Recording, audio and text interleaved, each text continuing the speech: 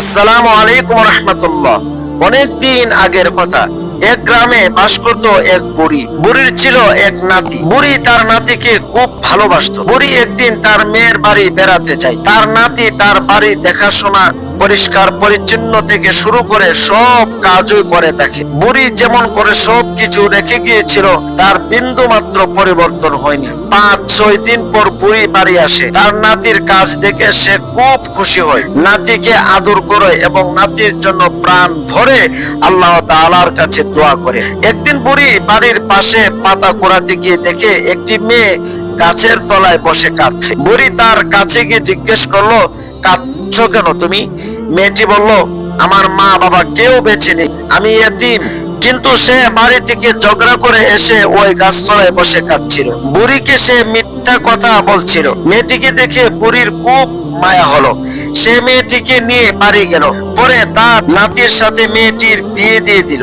বিয়ের কিছুদিন পর মেয়েটি বুড়িকে সত্য কথা বলল এবং তার বাবার বাড়ি যাবার বায়না ধরল। এরপর থেকে মেয়েটি মাঝে মাঝে তার বাবার বাড়ি যেত। তার এক ছোট ভাই তার কাছে আসা যাওয়া করত। সে সংসারের জিনিসপত্র গোপনে বাবার বাড়ি নিয়ে যেত, কিন্তু কেউ কিছু বুঝতে পারতো না।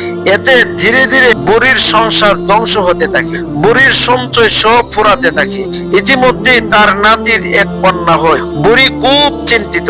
সে ভাবে এমনিতেই তো সব দ্রুত ফুরিয়ে যাচ্ছে, আবার এই শিশুর খাদ্য ওষুধ জুটবে কিভাবে? তার নাতি খুব কাজ করে, কিন্তু অভাব দূর হয় না। বুড়ির নাত বউ গোপনে সংসারের জিনিস তার বাবার বাড়ি পাঠিয়ে দেওয়ায় তাদের সংসারের সব কিছু ধ্বংস হয়ে যাচ্ছে। সে নিজের সংসার, এমনকি তার কন্যার কথাও চিন্তা করতো না। এদিকে তার মেয়েটি বড় হতে থাকে। সে অনেক চালাক চতুর। একদিন বুড়ি একটা কাপড় বাজার থেকে কিনে এনে ঘরে তুলে রাখে। বুড়ির নাত বউ তা দেখে ফেলে এবং মনে মনে ভাবে তার ভাই আসলে তা এই শাড়ি বাবার বাড়ি পাঠিয়ে দিবে। কিন্তু সেই দিন তার ভাই আসেনি। তাই সে তার মেয়েকে বলল, মা, তুমি তোমার নানির বাড়ি যাও এবং এই শাড়িটা তোমার নানিকে দিয়ে এসো। মেয়ে বলল, এটা তো বড় মায়ের শাড়ি। মেয়েকে ভুলিয়ে বালিয়ে নাত বউ শাড়িটি বাবার বাড়ি পাঠিয়ে দিই। বুড়ি এসে দেখে তার কাপড়টি নেই। তখন সে অজরে কাঁদতে থাকে। মেয়েটি এসে জিজ্ঞেস করে, বড় মা, তুমি কাঁদছো কেন? বুড়ি সব খুলে বলল।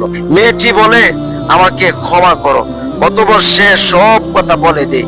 এভাবে সংসারের বিভিন্ন জিনিস উৎস ও কারণ বুড়ির কাছে স্পষ্ট হয়ে যায়। সে তার নাতি আসলে সব খুলে বলে। আড়াল থেকে বুড়ির নাত বউ শুনে ফেলে সব। বুড়ির নাতি তখন তার বউকে মারধর করে তাকে শাসন করে। এতে সে খেপে যায় এবং মনে মনে ভাবে বুড়িকে জব্দ করতে হবে। একদিন বুড়ি তার এক আত্মীয়র বাড়িতে বেড়াতে যায়। বুড়ির নাতি কাজের সন্ধানে বাড়ি থেকে অনেক দূরে চলে যায়।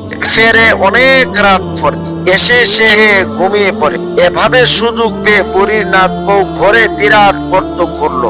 তাতে কাটা কাছের টুকরো, গোবর, কাদা, পানি সহ অনেক কিছু দিয়ে রাখে।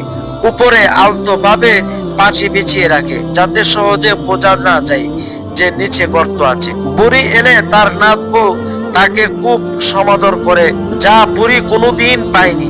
এতে বুড়ি অবাক হই, খুশিও হই, কিন্তু আসল মতলব বুঝতে পারে না। এবার বুড়িকে ঘরে নিয়ে যায়। তাকে ওই স্থানে বসতে দেওয়া হয়। বুড়ি এক কোণে জড়ো সড়ো হয়ে বসে। এদিকে নাত বউ বুড়িকে ধাক্কা দিতে গিয়ে তাল সামলাতে না পেরে নিজেই তপাস করে গর্তে পড়ে যায়।